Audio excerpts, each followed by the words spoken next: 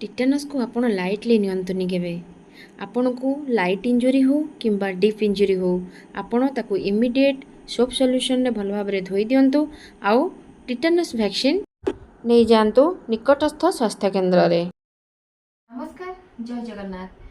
तो आज आम जाना टिटानस आमको केमती होता है।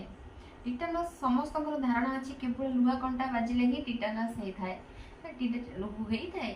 ता सहित आहरी केते जिनस अच्छी भी बाजिले टिटानस हवार चांसेस थाए। तो प्रथम हूँ आम जिते काम करुचे बिना ग्लोव्स रे जिते काम करुचे सेते आम लु केते हाथ भी मे भी खंडिया ही थाई पारे, मे भी खंडिया न ही थाई पारे।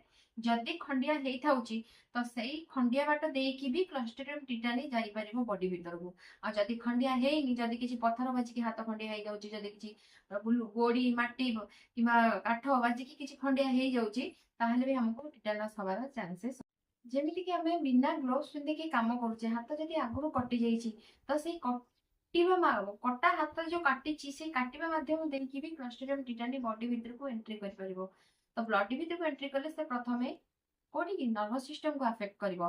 नर्वस सिस्टम अफेक्ट हेले सेठी से टॉक्सिन्स रिलीज करिवो। टॉक्सिन रिलीज कले से एते पावरफुल टॉक्सिन जे हमको हमर मसल को स्पाजम कर दबो। आउ हाड़ भांगी जिबार भी संभावना अछि, मसल टियर होबार संभावना अछि। एहा द्वारा मनुष्य मृत्युमुख को भी जाई पारे।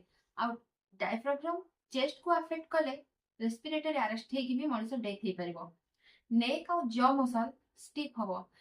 स्टिफ हबा द्वारा आमे कोन करिवा गिड़ी परिबानी किछि। आहुरी मध्य अफेक्ट करिवो abdomen muscle and back muscle को।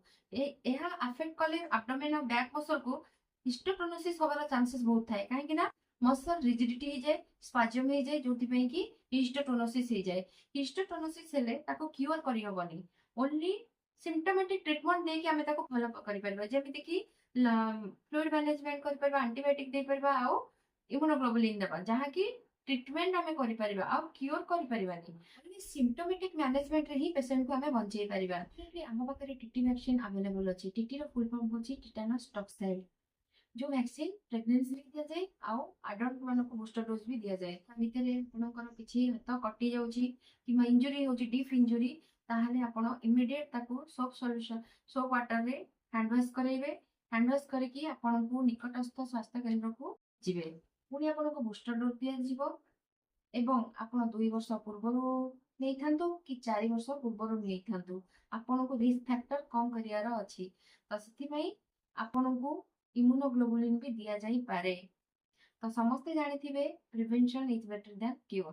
गोटे छोट भूल भी गोटे जीवन नहीं पारे। तो ए वीडियोटी आपण आपणकर फ्रेंड सर्कल एंड बंधु बांधव जेते नहीं बस अछंदी समस्त को शेयर करंतु। एंड आपन को वीडियोटी जदि भल लागिछि लाइक भी कर दियंतु, सब्सक्राइब भी कर दियंतु।